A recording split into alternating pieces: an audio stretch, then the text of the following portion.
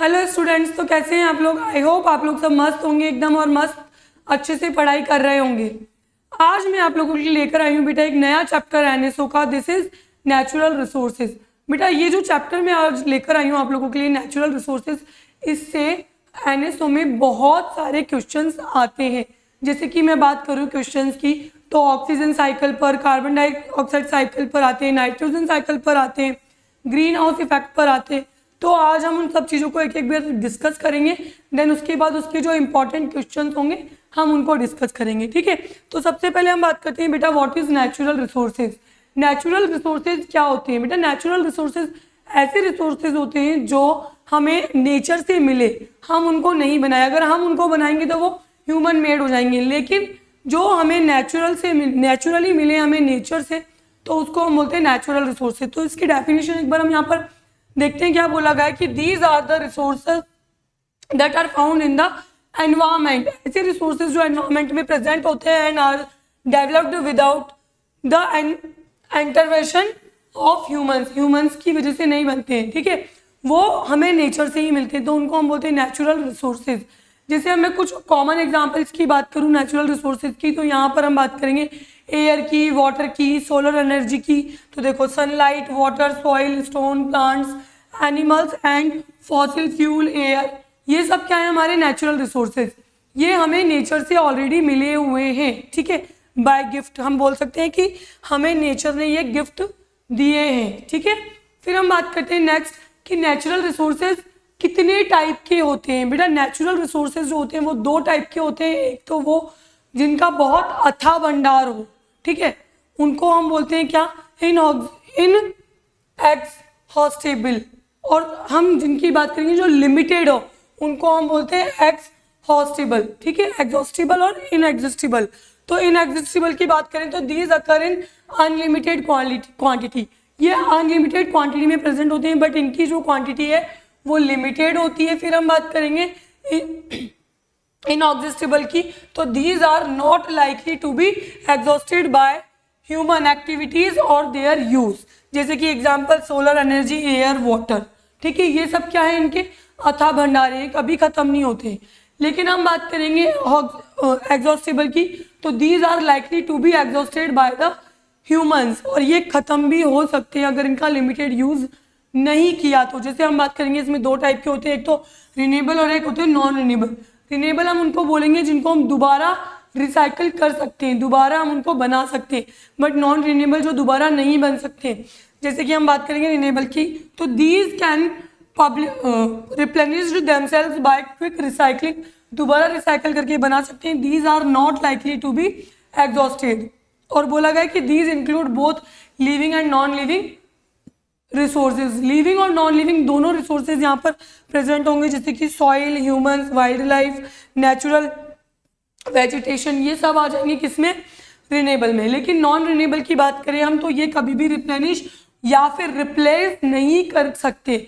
कि जैसे मान लो हमने ये बॉटल है, इस बॉटल की जगह हमने कुछ चीज़ और यूज ले ली, तो ये ऐसा नहीं होता नॉन रिन्यूएबल में। ठीक है, तो नॉन रिन्यूएबल अलग होते हैं, रिन्यूएबल अलग होते हैं। दीज में भी एग्जॉस्टेड हो सकते हैं। These include only non living resources, सिर्फ और सिर्फ इसमें नॉन लिविंग रिसोर्सेज ही इंक्लूड होंगे, लेकिन इसमें लिविंग और नॉन लिविंग दोनों रिसोर्सेज इंक्लूड होते हैं। इसके एग्जांपल की बात करें minerals, fossil fuels, fossil fuel में आ जाएगा हमारा कोल, पेट्रोलियम। ठीक है, ये सब क्या है हमारे नॉन रिन्यूएबल।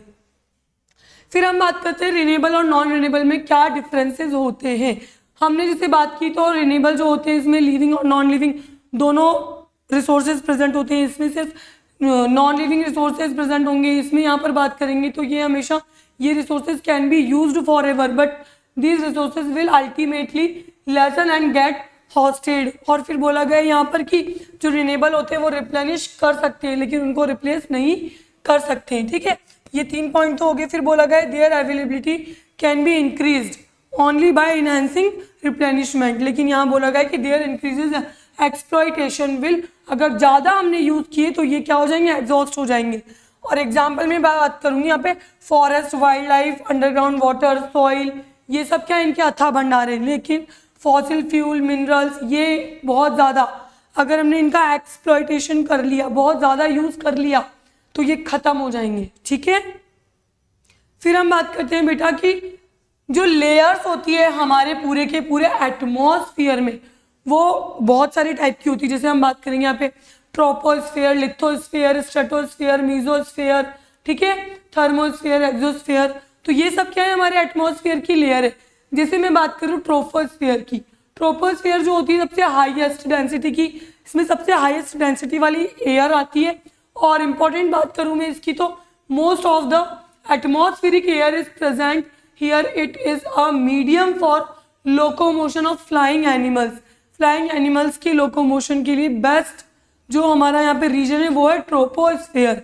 फिर मैं बात करूंगी सेकंड, दैट इज स्ट्रेटोस्फेयर, जो होती है हमारी लेस देन ट्रोपोस्फेयर, ठीक है। जैसे जैसे हम नीचे आएंगे तो घटती जाएगी। तो लेस देन ट्रोपोस्फेयर जो होगी, अब यहाँ पर देखो, contains ozone layer. Ozone layer हमारी किस में मिल रही है, स्ट्रेटोस्फेयर में मिल रही है। फिर मैं बात करूँ मीजोस्फेयर, जो सबसे बीच वाली लेयर होती है उसमें लो होती है डेंसिटी। और यहाँ पर जो इसका इंपॉर्टेंस बताऊँ मैं, तो यहाँ पर एक कनेक्टिंग लिंक है, किसका, हमारी स्ट्रेटोस्फेयर या हाई एयर वाली डेंसिटी और लो एयर वाली डेंसिटी का, ठीक है। फिर मैं बात करूंगी फोर्थ, थर्मोस्फेयर। तो यहाँ पर ये एक्सट्रीमली लो होती है, यहाँ तो लो है, ये एक्सट्रीमली लो है। और नीचे हम बात करेंगे एक और की, एक्सोस्फेयर की, तो वो भी एक्सट्रीमली लो होती है। लेकिन मैं बात करूँ थर्मोस्फेयर की, तो यहाँ पर रिफ्लेक्ट रेडिएशंस प्रेजेंट होती है, जो मतलब अर्थ पे आती है, जो बैक करके जाती है, उन वो वाला एरिया ये, ठीक है। एक्सोस्फेयर की बात करूँ तो ये क्या है, यहाँ पर कोई एटमॉस्फेयर नहीं है, लेकिन यहाँ पे बोला गया है कि merges with empty outer space, जो आउटर स्पेस है हमारा, उसके बारे में बात करेंगे हम एक्सोस्फेयर में, ठीक है। ये तो हो गई हमारी पांचों लेयर। अब हम बात करते हैं फटाफट से फॉर्मेशन ऑफ एयर, ठीक है। रेन फॉर्मेशन कैसे होगा बेटा, रेन का फॉर्मेशन जब हमारे जो बड़ी बड़ी वाटर बॉडीज है, अगर वाटर बॉडीज में क्या हो, सन की एनर्जी आए, सन की एनर्जी से क्या होगा, जो वाटर होगा वो इवापोरेट होने लगेगा। जैसे देखो यहाँ पर मैं बताती हूँ आप लोगों को, डायग्राम में देखो, ये वाटर है, ठीक है, पूरा का पूरा, ये सरफेस वाटर है। सरफेस वाटर क्या हो रहा है, इवापोरेट हो रहा है, ठीक है। क्या हो रहा है, ये इवापोरेट हो रहा है, किसकी वजह से, सन की एनर्जी की वजह से। सन की एनर्जी आ रही है ना यहाँ पर, तो इसकी वजह से वाटर वेपर जो हमारा सरफेस वाटर होगा वो इवापोरेट होगा, और इवापोरेट होकर ऐसे क्लाउड्स बनाएगा, कंडेंस होकर क्या बनाएगा, क्लाउड्स बनाएगा इवापोरेशन से। फिर ये क्लाउड्स कंडेंस, जो क्लाउड्स बने कंडेंसेशन से, तो वो क्या करेंगे, अब प्रेसिपिटेशन करेंगे। प्रेसिपिटेशन से ये वाटर वापस नीचे आ जाएगा, ग्राउंड वाटर में मिक्स हो जाएगा, और ये साइकिल चलती रहेगी। इसको हम बोलते हैं क्या, फॉर्मेशन ऑफ रेन, ठीक है। ऐसे फॉर्मेशन होता है रेन का। फिर हम बात करेंगे नेक्स्ट ऑक्सीजन साइकिल की। तो ऑक्सीजन साइकिल में बेटा क्या होता है, फोटोसिंथेसिस होता है मेनली, क्योंकि जो हमारा सन है, सन क्या करेगा, हमारा जो हमारे प्लांट्स होते हैं, ठीक है, उनमें क्लोरोफिल प्रेजेंट होता है। क्लोरोफिल प्रेजेंट होने की वजह से ये क्लोरोफिल जो होता है वो ट्रैप करता है सन की एनर्जी को। ट्रैप क्या करता है, ये सन एनर्जी को। और जैसे ही सन की एनर्जी को ट्रैप करेगा, तो ये क्लोरोफिल क्या करेगा, फोटोसिंथेसिस करवाएगा प्लांट्स में। तो यहाँ पर देखो CO2 जो होती है एटमॉस्फेयर में, वो बाय डिफ्यूजन कहाँ चली जाएगी, CO2 इन ओशियन में चली जाएगी, ओशियंस में।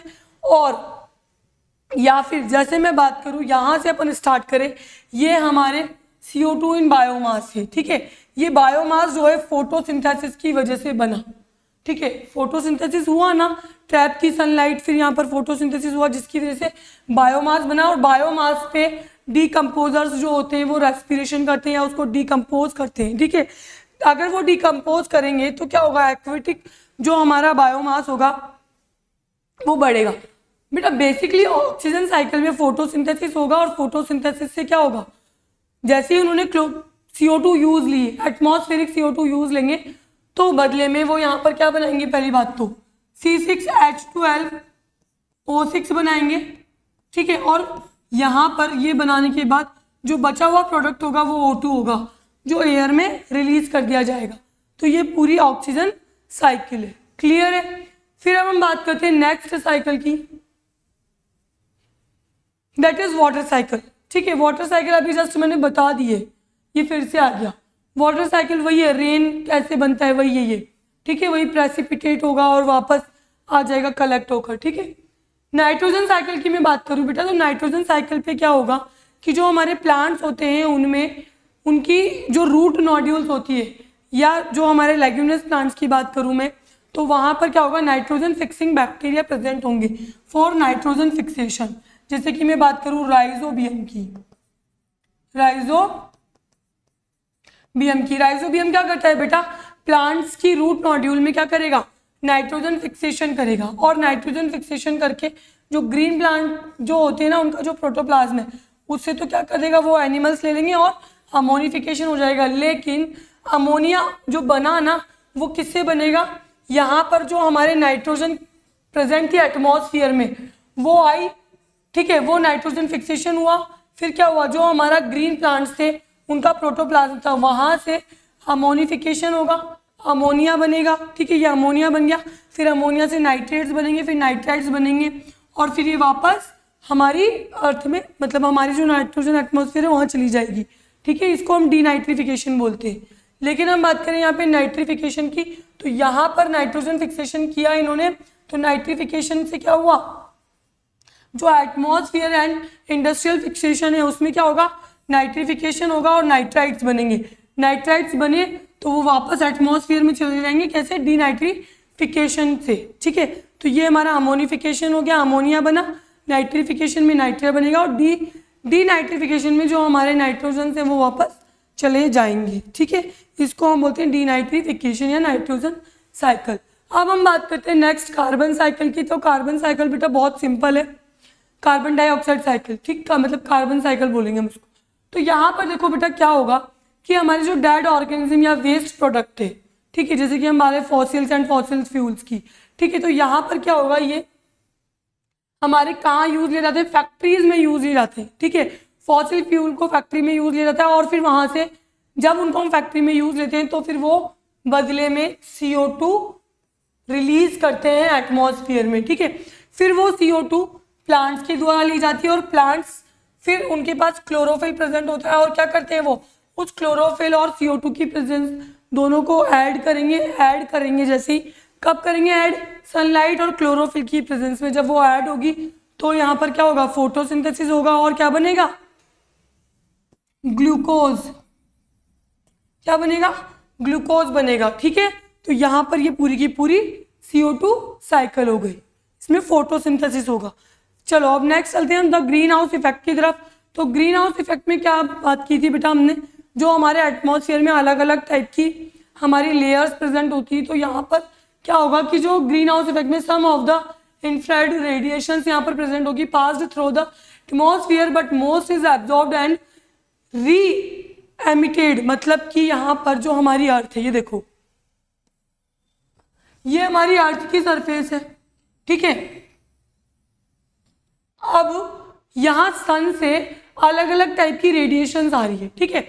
तो ये जो हमारी अर्थ की आउटर मोस्ट लेयर है, ये क्या करती है, जो रेडिएशंस आती है कुछ को तो अंदर एब्जॉर्ब कर लेती है, कर लिया, लेकिन कुछ को ये रिफ्लेक्ट कर देती है, कुछ को तो बाहर से ही रिफ्लेक्ट कर देगी, लेकिन कुछ को थोड़ा अंदर आएगी फिर वहां से रिफ्लेक्ट कर देगी, ठीक है। तो इसको हम बोलते हैं सम सोलर रेडिएशंस जो होती है is reflected by the earth and the atmosphere. या तो अर्थ ने कर दिया, एटमॉस्फेयर ने कर दी, ठीक है। लेकिन जो अंदर आ गई, about half the solar radiation is absorbed by the earth surface and warm it. मतलब ये जो हमारा वार्म एरिया है ना, वो क्यों है, क्योंकि जो सन की एनर्जी थी वो अर्थ ने अंदर ले लिया, एटमॉस्फेयर ने एब्जॉर्ब कर ली, ठीक है। तो यहाँ पर क्या होगा बेटा कि इंफ्रारेड रेडिएशंस जो होंगी वो emitted from the earth is surface की अर्थ पे बहुत ज़्यादा हीट प्रोवाइड करेगी, ठीक है, जिसकी वजह से सरफेस जो है बहुत ज़्यादा गर्म हो जाएगी। तो इसको हम बोलते हैं ग्रीन हाउस इफेक्ट, जिसकी वजह से क्या होगा, फिर वहाँ पर O2 की कमी होने लगेगी, ठीक है, CO2 बढ़ने लगेगा और O2 की कमी होने लगेगी, इसको हम ग्रीन हाउस इफेक्ट बोलते हैं। अब देखो बेटा साइकिल्स हमारे पूरे हो गए, अब हम बात करते हैं हमारे क्वेश्चंस की। एक बार हम क्वेश्चंस देख लेते हैं हमारे।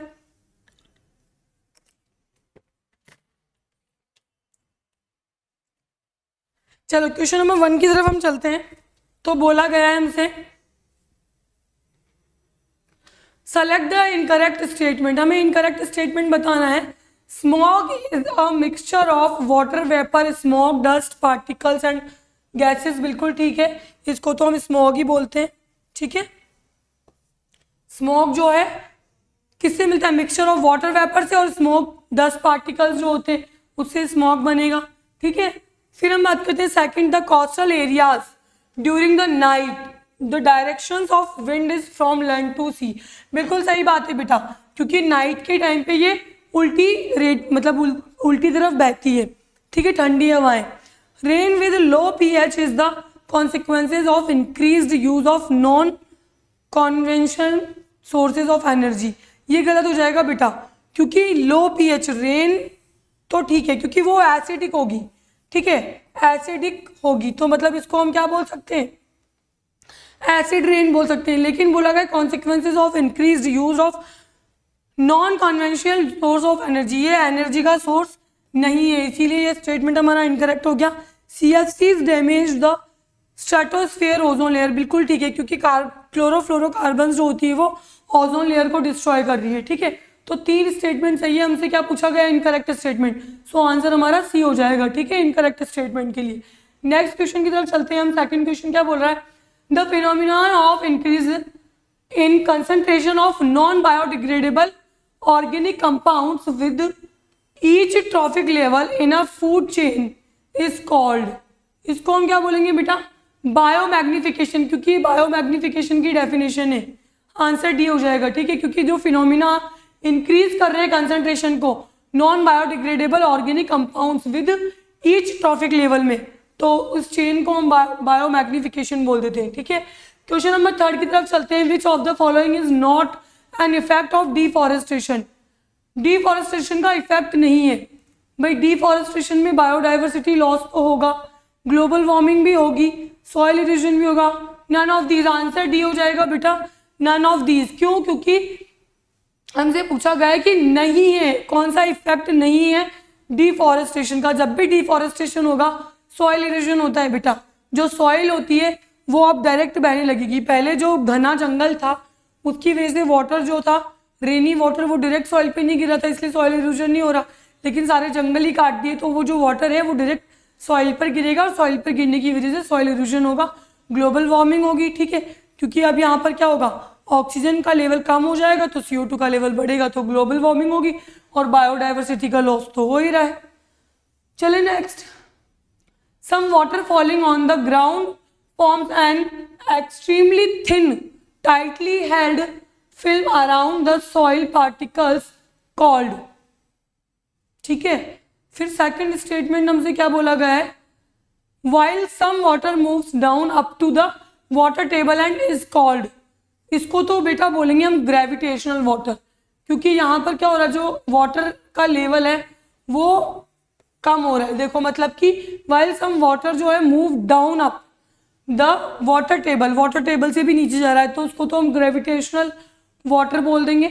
लेकिन यहाँ देखते हैं एक बार क्या बोला गया है? Some water falling on the ground from an extremely thin tightly held film around the soil particles, तो इसको हम बोल देंगे बेटा हाँ हाइग्रोस्कोप, क्योंकि बेटा यहाँ पर क्या होगा?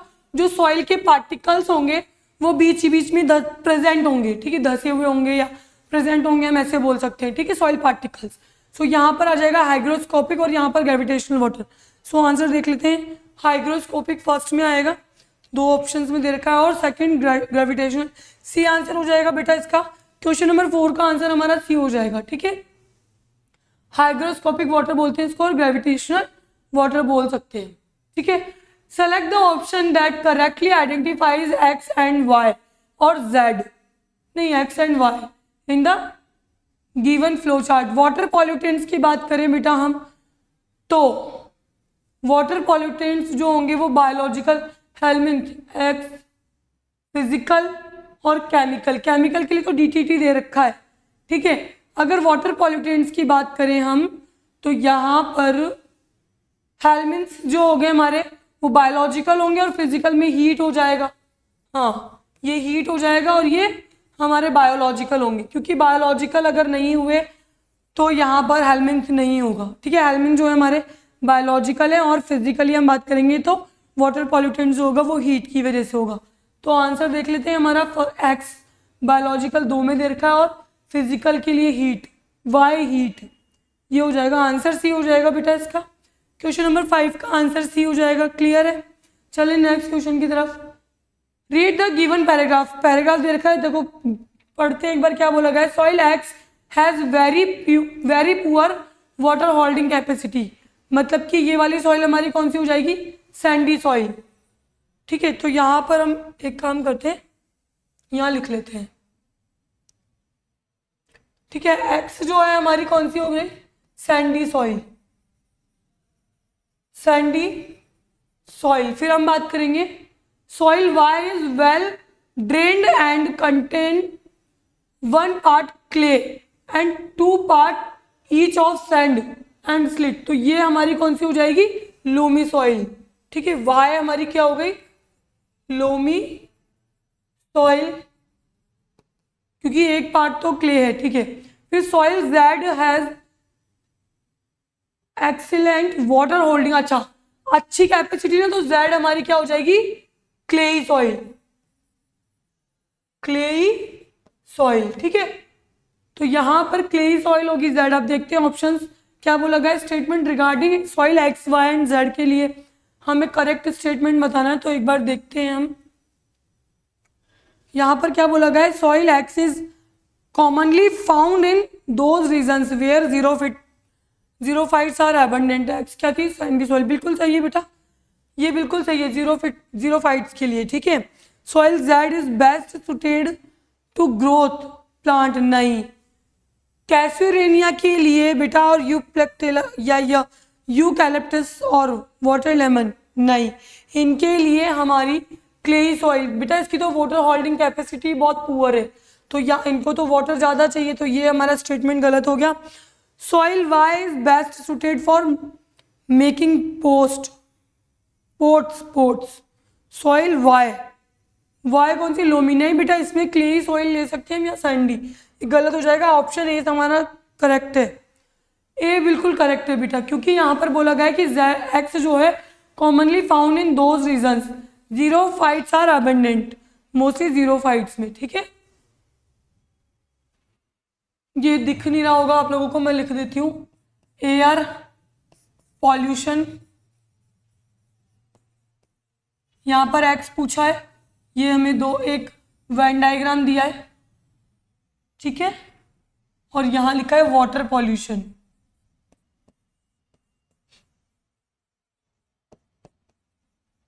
चलो, क्या पूछा गया है, select the correct option regarding x.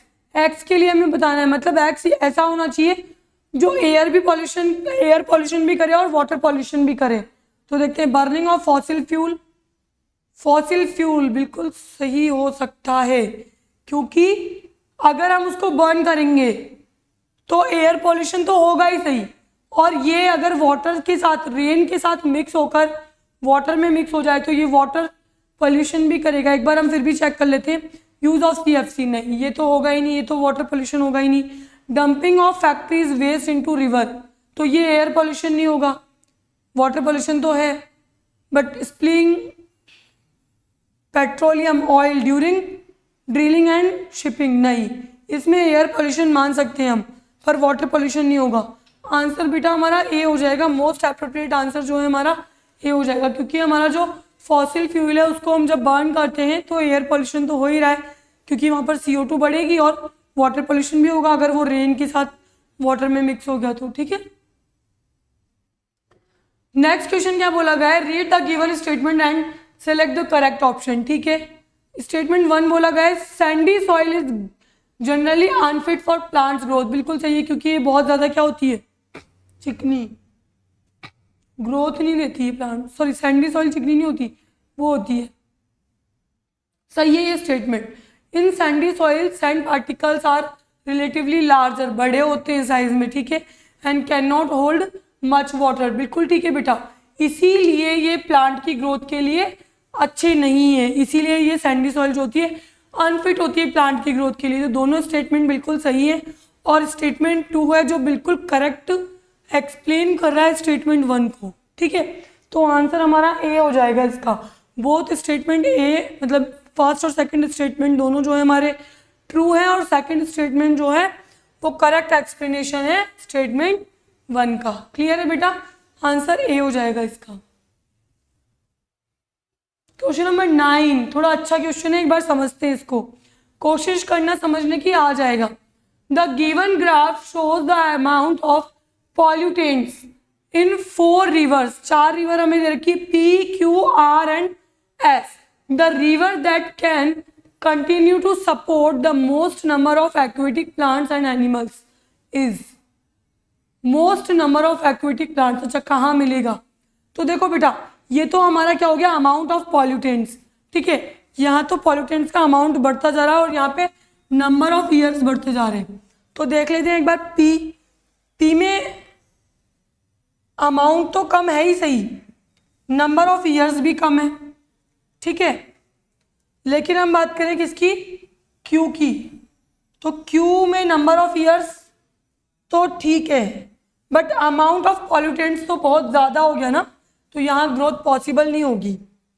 फिर यहाँ बोला गया है एस का तो बेटा अमाउंट भी बहुत ज़्यादा है, नंबर ऑफ ईयर्स भी ज़्यादा है, तो ये तो पॉसिबल ही नहीं है। और आर तो बिल्कुल भी पॉसिबल नहीं है। हमसे यही तो पूछा है यहाँ पर कि the river that can continue to support the most number of aquatic plants and animals, इसका आंसर पी होगा बेटा, पी आंसर इसका हो जाएगा, ठीक है, क्योंकि पॉल्यूटेंट्स कम है, पी वाले में पॉल्यूटेंट्स कम है, नंबर ऑफ ईयर्स तो ऑलमोस्ट सब में सेम ही है, ठीक है। तो यहाँ पर पॉल्यूटेंट्स कम है ना, इसीलिए सबसे अच्छा आंसर इसका पी हो जाएगा, ठीक है। क्वेश्चन नंबर 10 की तरफ चलते हैं। हाँ, the given figure represents the oxygen cycle, हमें ये ऑक्सीजन साइकिल दे रखी है, फिर बोला गया है which maintains the level of oxygen in the atmosphere, कि कौन ऑक्सीजन के लेवल को मेंटेन करता है। देखो बेटा, सबसे पहले मैं बात करूंगी ऑक्सीजन के लेवल को मेंटेन करने के लिए, तो सबसे पहली बात तो प्लांट्स करते हैं ऑक्सीजन का लेवल मेंटेन, क्योंकि ये CO2 को लेते हैं और O2 को रिलीज करते हैं, तो O2 ऑक्सीजन का लेवल मेंटेन किया। तो एक बार देख लेते हैं हम साइकिल क्या बोल रही है। एटमॉस्फेरिक ऑक्सीजन है ये, ठीक है। फिर हमें वाई बताना है, ऑर्गेनिक मॉलिक्यूल्स हैं जो बन रहे हैं C6H12O6, मतलब यहाँ फोटोसिंथेसिस होगा डेफिनेटली, ठीक है। Oxygen cycle Y. एक बार क्वेश्चन में क्या पूछा गया, which of the following process will you place at X Y in a figure, X और वाई। देखो अब देखो, यहाँ पर एटमॉस्फेरिक ऑक्सीजन से यहाँ रेस्पिरेशन बोल सकते हैं हम, रेस्पिरेशन के ड्यूरिंग क्या होगा, CO2 बाहर निकलेगी यहाँ, तो यहाँ रेस्पिरेशन हो जाएगा। वाई जो है रेस्पिरेशन, और एक्स के लिए हम बात करें तो CO2 और वाटर दोनों मिल रहे हैं, फोटोसिंथेसिस, और बन क्या रहा है, ऑर्गेनिक मॉलिक्यूल, ठीक है। तो एक्स जो है हमारा फोटोसिंथेसिस हो गया और वाई हमारा रेस्पिरेशन हो गया। तो देख लेते हैं एक बार, एक्स कहाँ दे रखा है, फोटोसिंथेसिस 2 ऑप्शन में दे रखा है, और वाई के लिए रेस्पिरेशन, डी आंसर हो जाएगा बेटा इसका, इस क्वेश्चन का आंसर डी हो जाएगा, ठीक है। क्योंकि यहाँ पर ऑर्गेनिक मॉलिक्यूल्स जो होंगे वो रेस्पिरेशन करेंगे अगर उनको खाने के बाद, तो वहाँ पे CO2 और वाटर निकलेगा, लेकिन जो CO2 और वाटर है उसके मिलने से हमें वापस ऑर्गेनिक मॉलिक्यूल मिलेंगे और एटमॉस्फेरिक ऑक्सीजन मिलेगी, यहाँ पे बढ़ेगी उससे, ठीक है। चले आगे क्वेश्चन नंबर 11 की तरफ। विच of the following is not the correct statement regarding eutrophication. बेटा सबसे पहले हम देखते हैं यूट्रोफिकेशन होता क्या है। देखो मैं आप लोगों के लिए लेकर आई हूँ यूट्रोफिकेशन। देखो, eutrophication is the process in which a water body becomes overly enhanced with nutrients leading to the plentiful growth of simple plant life, ठीक है। बेटा यहाँ बोला गया द एग्जेसिव ग्रोथ, अगर बहुत ज़्यादा ग्रोथ हो जाए एल्गीज की, जिसको हम एल्गल ब्लूम भी बोलते हैं, ठीक है, ऑफ एल्गी एंड प्लैंक्टॉन्स की इन अ वाटर बॉडी, तो वहाँ पर क्या होगा, ऑक्सीजन लेवल कम होगा, ठीक है। तो ये इंडिकेटर्स होते हैं दिस प्रोसेस के, तो ये एल्गल ब्लूम ऐसा होता है, कुछ आप लोगों ने देखा होगा, ठीक है। तो यहाँ क्या बोला गया है हमसे क्वेश्चन में, यूट्रोफिकेशन, तो it occurs as a result of extra loading of nutrients and water body. Extra तो होंगे ही सही, बट नहीं, यहाँ पर वाटर ऑक्सीजन की कमी हो जाएगी। It is found in all type of ecosystem, ये हो सकता है क्योंकि ये सभी टाइप के वाटर बॉडीज में हो जाता है। There is formation of algal bloom, नहीं, it leads to death of most aquatic animals and plants। एक second, it occurs the result of extra loading of nutrients in water body। हमें not correct बताना है ना, जो गलत है। ये तो सही स्टेटमेंट है। It is found fresh water में नहीं होगा ये, तो इसीलिए ये गलत हो गया। There is formation of algal bloom, अभी जस्ट पढ़ा। It leads to death of most aquatic animal, क्योंकि वहाँ पर ऑक्सीजन की क्या हो जाएगी, कमी हो जाएगी। वो पूरी की पूरी लेयर बना लेंगे एक एल्गी से, जिसकी वजह से ऑक्सीजन नहीं आ पाएगी, ठीक है, और सनलाइट भी नहीं पहुँचेगी। सनलाइट नहीं पहुँचेगी तो फोटोसिंथेसिस नहीं होगी, तो वहाँ पर जो रहने वाले ऑर्गेनिज्म है वो मर जाएंगे।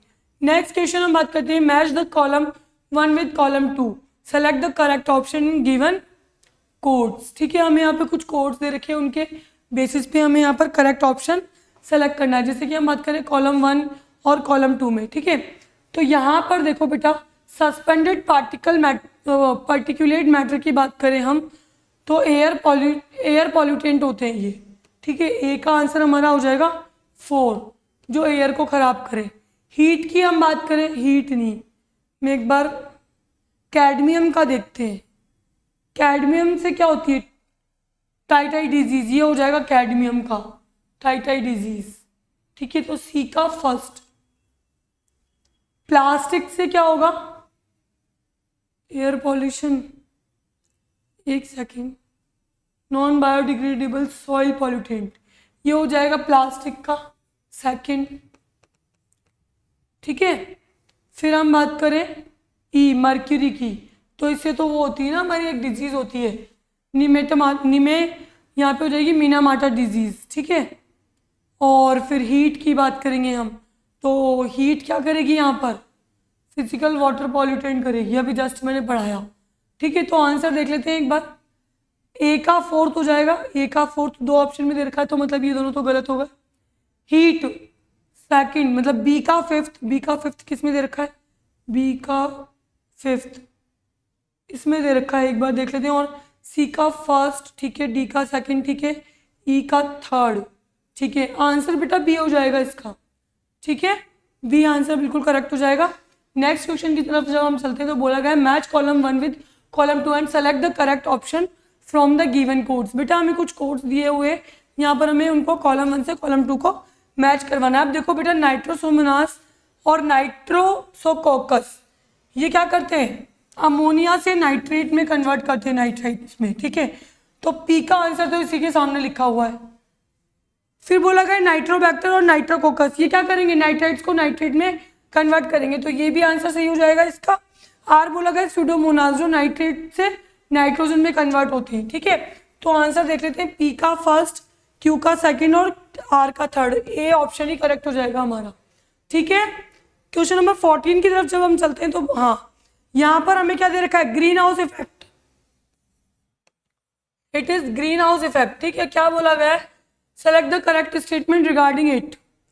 ऑप्शंस देखते हैं, much of the longer wavelength infrared radiations re-radiated by the earth surface are absorbed by the atmospheric green house gases, ठीक है, ये ठीक है। CO2, CH4, CFCs and N2O are the gases which are responsible for green house effect, बिल्कुल सही है, ये भी दोनों स्टेटमेंट सही है।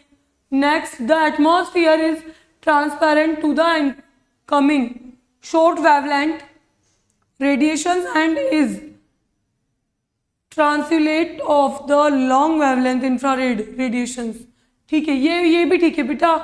आंसर क्या हमसे क्वेश्चन क्या पूछा है, करेक्ट स्टेटमेंट बताना ना, तीनों स्टेटमेंट करेक्ट है बेटा ग्रीन हाउस के लिए, ठीक है, क्योंकि यहाँ से रेडिएशंस आएंगी, ठीक है, सोलर एनर्जी आएगी, तो हमारा एटमॉस्फेयर कुछ को तो वापस कर देगा, कुछ को हमारी जो एटमॉस्फेयर कुछ तो अर्थ से टकरा कर वापस चली गई, कुछ हमारे एटमॉस्फेयर ने वापस कर दी, और कुछ जो एब्जॉर्ब करेगा वो वहां पर ग्रीन हाउस इफेक्ट शो करेगी, ठीक है। नेक्स्ट क्वेश्चन की तरफ चलते हैं, organisms like lichens are very sensitive, बेटा सल्फर डाइऑक्साइड हो जाएगा इसका आंसर, क्योंकि लाइकेन्स जो होती है सल्फर डाइऑक्साइड के लिए ही बहुत ज्यादा रेस्पॉन्सिव सेंसिटिव होती है, ठीक है। नेक्स्ट क्वेश्चन 16 अचीवर सेक्शन का क्वेश्चन है, the given figure shows a river and, अच्छा फिगर कहाँ है, अच्छा ये रिवर का एक फिगर दे रखा है, ये x है, ये y है, ये z है, तो क्या बोला गया हमसे क्वेश्चन में, ठीक है, river and the type of land use on sides of the river the water quality of the river was studied by measuring the amount of dissolve, ठीक है, oxygen and ammonia in the water collect at sites X Y and Z, the results are given below, ठीक है, x Y और Z. जैसे जैसे हमने यहाँ पर क्या हुआ, ऑक्सीजन डिजॉल्व कम होता गया, नहीं बढ़ रहा है ना, यहाँ पर क्या हो रहा है, अमोनिया बढ़ेगा, मतलब यहाँ पर डिजॉल्व ऑक्सीजन जो होगा, ठीक है, तो मतलब ये तो सबसे ज़्यादा है, ठीक है, ये सबसे कम है, सबसे ज़्यादा सबसे कम, यहाँ पर ये क्या है, सबसे कम, और ये सबसे ज़्यादा है एज कंपेयर टू, ठीक है। तो यहाँ पर देखते हैं एक बार क्वेश्चन क्या बोला गया है, ठीक है, एक्स रिवर है, यहाँ पर क्या हुआ, हाँ ठीक है, यहाँ पर गंदगी मिली तो यहाँ पर बढ़ जाएगा, ठीक है, और फिर जेड में वापस क्या होगा, क्रॉप फील्ड आई तो कम हो गया। तो ऑप्शंस क्या बोले गए, which of the following correct regarding there, ठीक है, site X has the highest content of dissolving oxygen because of eutrophication, ये तो गलत हो जाएगा क्योंकि site X has, X site जो है highest content dissolve oxygen because, but eutrophication नहीं है बेटा उसका रीजन, ठीक है। Site Z has the higher या highest concentration of ammonia because of leaching of fertilisers. देखते हैं एक बार जेड की तरफ, जेड, ठीक है, हाँ क्योंकि यहाँ पर क्रॉप फील्ड लगाई है ना, तो फिर वहाँ से क्या होगा, अमोनिया डालते हैं उसमें, ठीक है, leaching of fertilizers from the nearby crop fields, ठीक है, ये ठीक है। Organisms such as algae and weeds will there at site Y while very few fishes are round found and site Y fishes, हाँ ठीक है, क्योंकि बेटा यहाँ पर ये डाल दी ना कुछ चीज़ें तो इसकी वजह से फिशेज ज़्यादा होंगी, तो हमारा बी और सी करेक्ट हो जाएगा, इसमें ए गलत है, यहाँ पर डी आंसर हो जाएगा, ठीक है, आंसर हमारा डी हो जाएगा इसका, ठीक है। क्वेश्चन नंबर 17 की तरफ हम चले बेटा, तो क्या बोला गया, the given graph shows changes in concentration of two substance X and Y in the river polluted by sewage, ठीक है, सीवेज के थ्रू रिवर पॉल्यूटेड हो रही है, which of the following option most appropriate identifies X and Y. अब देखते हैं हम एक्स एंड वाई, तो यहाँ पर हमने क्या किया, सीवेज ऐड किया, तो यहाँ पर सब्सटेंस एक्स जो है वो घट गया और सब्सटेंस वाई बढ़ गया उसका कंसेंट्रेशन, तो क्या होगा, तो यहाँ पर एक्स जो होगा ना हमारा वो बढ़ा है ना सीवेज ऐड करने इसकी वजह से, मतलब पहले घटा फिर बढ़ गया, ऑक्सीजन होगा ये, ऑक्सीजन, और यहाँ पर कंसंट्रेशन कैसे होगी इसकी, सब्सटेंस वाई की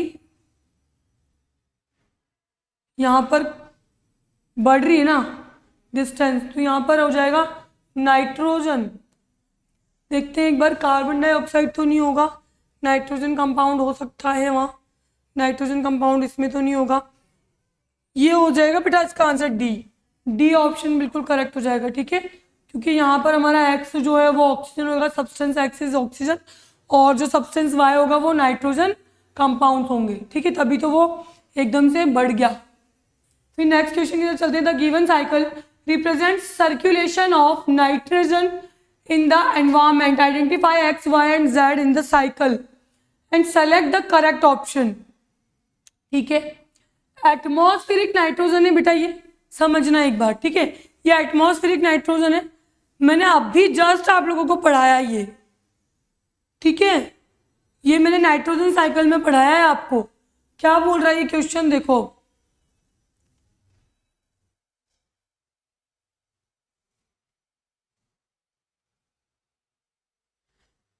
ठीक है, पहले हम एक्स देखते हैं, फिर वाई देखेंगे, फिर जेड देखेंगे।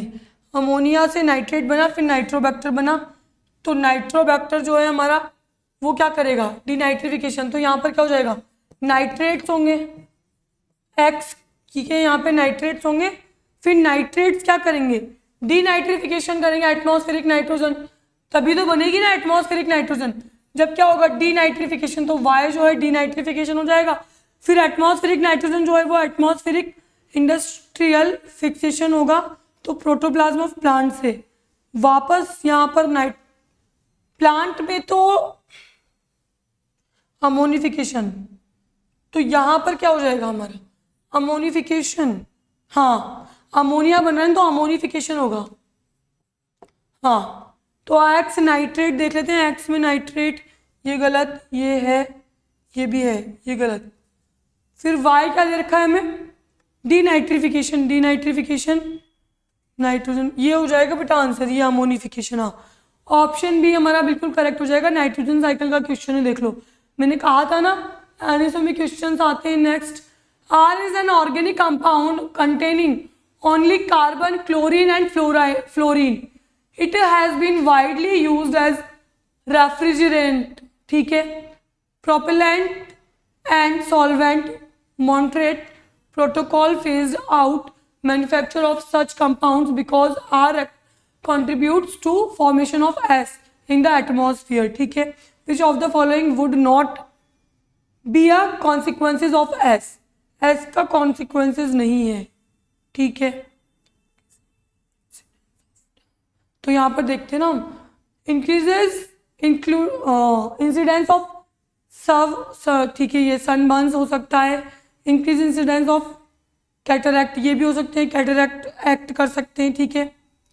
Increase incidence of pre mature इसकी, हाँ, प्री मैच्योर स्किन एजिंग हो सकती है, स्किन डिजीज हो सकती है, ठीक है।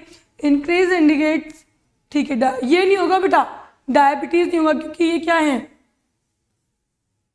हेरिडिटरी डिजीज है। बाकी ये तीनों हमारी यहाँ पे इसकी वजह से हो सकती है, ठीक है। चलो लास्ट क्वेश्चन हमारा बचा है, इसको भी सॉल्व कर लेते हैं फटाफट। The following table shows mercury, ठीक है, मर्करी की कंसेंट्रेशन शो कर रखी है इन वेरियस ऑर्गेनिजम्स में, ठीक है, living in the same terrestrial habit. Now select the correct food chain interlinked these organisms that will exist in the ecosystem, ठीक है। तो ऑर्गेनिज्म दे रखे PQRST, ठीक है, और मर्करी कंसेंट्रेशन दे रखी पार्ट पर ट्रिलियन, ठीक है। तो यहाँ पे सबसे ज़्यादा है, इसकी सबसे कम है, इसकी सबसे ज़्यादा है।